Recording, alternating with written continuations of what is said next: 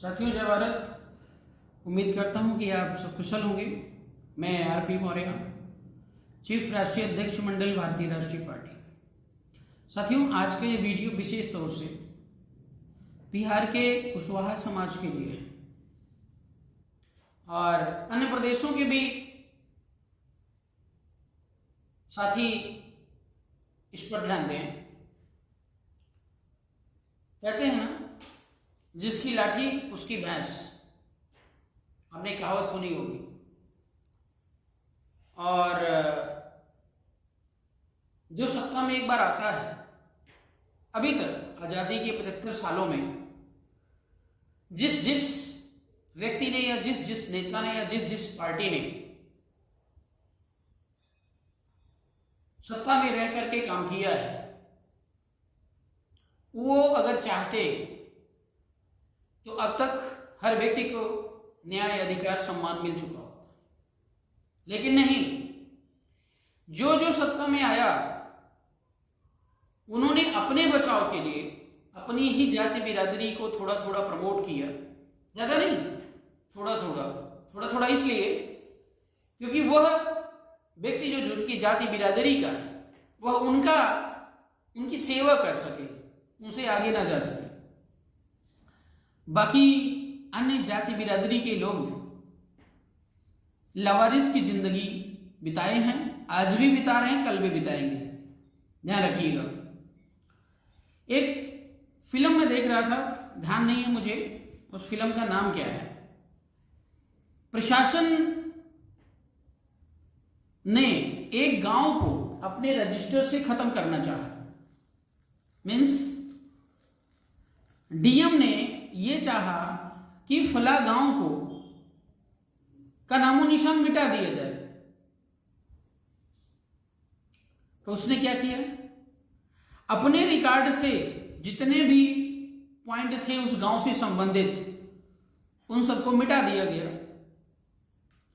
और जो उस गांव का एरिया था, उस गांव के एरिया पर आदेश हो गया बहुत बड़ा प्लांट लगने का, या किसी प्राइवेट कंपनी को दे दिया गया। जब अंदर से पूरा रिकॉर्ड मिटा दिया गया तो किसी के पास कोई सबूत है नहीं, लोग वहां पे रह रहे हैं। सरकार ने आदेश पारित किया और सीधे बुलडोजर चलवा दिया, जो अभी आजकल योगी बाबा कर रहे हैं। तो आप समझ रहे हैं, सरकार द्वारा किए जाने वाले शोषण को मैं थोड़ा सा प्रकाश में ला रहा हूं। ये सरकार इस तरीके से काम करती है, अपने उद्देश्य शासन सत्ता को बचाने या अपने फायदे के लिए किसी का भी गला काट सकती है, किसी का नाम रजिस्टर से मिटा सकती है और किसी को इस देश से बाहर भेज सकती है। ऐसी मूर्ख सरकारें आजकल भारत देश में और आपके प्रदेशों में राज कर रही हैं। ऐसी स्थिति में जब क्रिटिकल कंडीशन हो जाती है तो उन्हीं को, जो जिनके साथ अन्याय होता है, शोषण होता है, उन्हीं को माओवादी कहते हैं और उन्हीं को नक्सली कहते हैं कि बेचारे अपने अधिकार और सम्मान की रक्षा के लिए वे दर दर भटकते हैं और शासन प्रशासन से उनके दिलों और दिमाग में नफरत पैदा हो जाती है। आए दिन एक दूसरे को मारते काटते रहते हैं। तो नीतीश सरकार ने जो प्रदेश में अराजकता फैलाई है, वो अराजकता आपके सामने है। पिछले सर्वे के मुताबिक कुशवाहों की संख्या बिहार में 9 से 10% थी और आज लगभग 12 से 15 साल के बाद वह जनसंख्या घट करके 4% हो चुकी है।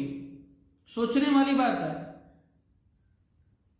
मीन्स लगातार देश हर चीज डेवलपमेंट कंडीशन में है, डेवलपिंग कंडीशन में है। हर चीज में तरक्की हो रहा है। एक बाप के 2 बेटे, 2 की 4 हो गए, 4 के 8 हो गए, 8 के 16 हो गए, ये प्रोसीजर चल रहा है। लेकिन नीतीश कुमार की रजिस्टर में वो संख्या नहीं बढ़ी। कितना बड़ा मतलब एक सामाजिक हत्या हुई है इस कुशवाहा समाज की, सोचने वाली बात। मानसिक रूप से आपको राजनीति से बेदखल किया जा रहा है। समाज को समझने की जरूरत है, एकजुटता को दिखाने की जरूरत है।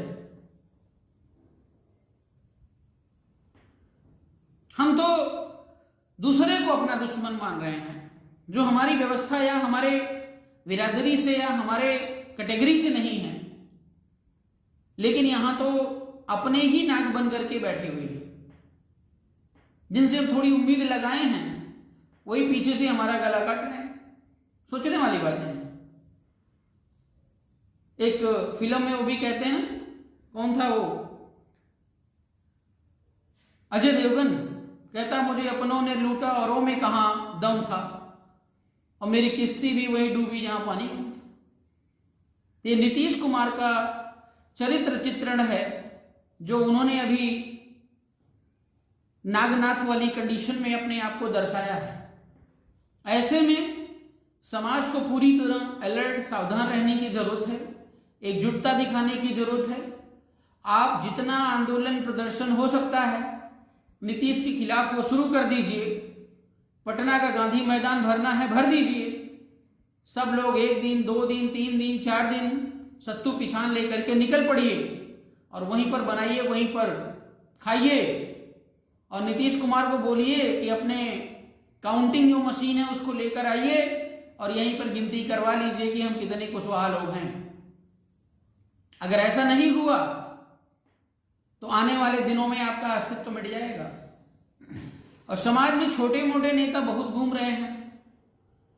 वे इन दलालों का मतलब आप समझ रहे हैं। बीजेपी में भी बहुत दलाल घूम रहे होंगे जो कहते हैं मैं सम्राट हूं, मैं सम्राट का वंशज हूं, लेकिन वहां पे जाके वो नौकरी करते, तलवे चाटते हैं, मिलता उनको कुछ नहीं है। और बहुत सारे लोग ऐसे बना के बैठे हैं तीतर की तरह, जो सिर्फ उनका इस्तेमाल किया जाता है। आप लोगों से निवेदन है कि आपको अब स्वतंत्रता पूर्वक चलना है। अपने हक अधिकार के लिए अगर लड़ना है, स्वाभिमान के लिए अगर लड़ना है, तो आपको स्वतंत्र प्लेटफॉर्म क्रिएट करना पड़ेगा।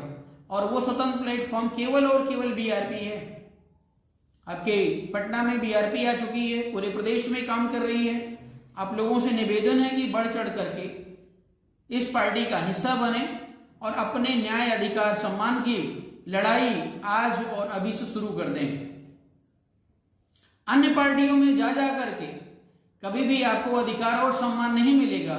यहां से लात मारे जाओगे तो वहां जाओगे, वहां से मारे जाओगे तो वहां जाओगे। कोई जल्दबाजी नहीं है, ये भी बता रहा हूं मैं आपको। कुछ लोग जल्दबाजी में कि अभी 2 महीने में मैं सरकार बना लूं, 2 महीने के चक्कर में भी आपको नहीं पड़ना है।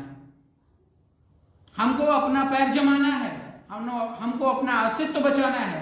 इसके लिए आज से और अभी से जहां पर भी हमारा वोट पड़ेगा, स्वतंत्र पॉलिटिकल पार्टी में पड़ेगा, एक साथ पड़ेगा और एक तरफा पड़ेगा, तभी आप अपने अस्तित्व को बचा सकते हैं। अदरवाइज ये संभव नहीं है। और इस तरीके से दर दर ठोकरें खाते रहेंगे, आए दिन मरते रहेंगे और कोई भी आपको नहीं बचा पाएगा। आज लोकतंत्र है। अगर वो सम्राट अशोक का जमाना होता तो मैं 2 मिनट में आपको बचा लेता, तलवार निकल पड़ता और जिसको कहते उसको काट के आ जाता। लेकिन जमाना आज लोकतंत्र का है और इस लोकतंत्र में संख्या बल बहुत ही महत्वपूर्ण है। जितने ज्यादा से ज्यादा लोग एक साथ एक प्लेटफॉर्म पर खड़े होंगे, उतनी ही जल्दी आपको अधिकार और सम्मान मिलना शुरू हो जाएगा। और मैं दावे के साथ कह रहा हूं, बीआरपी के अलावा कोई भी व्यक्ति, कोई भी पॉलिटिकल पार्टी या कोई भी नेता यह क्षमता नहीं रखता है कि वो आपका हक और अधिकार, स्वाभिमान फिर से दिला सके। बाकी आप खुद समझदार हैं। अन्य साथी जो अन्य प्रदेशों से सुन रहे हैं हमें, उनसे भी मेरा निवेदन है कि आज बिहार टारगेट पे है, कल आपका राजस्थान, उत्तर प्रदेश या मध्य प्रदेश या गुजरात कोई भी होगा। इसलिए जहां कहीं पर भी आप हैं, अपनी एकजुटता को बरकरार रखिए।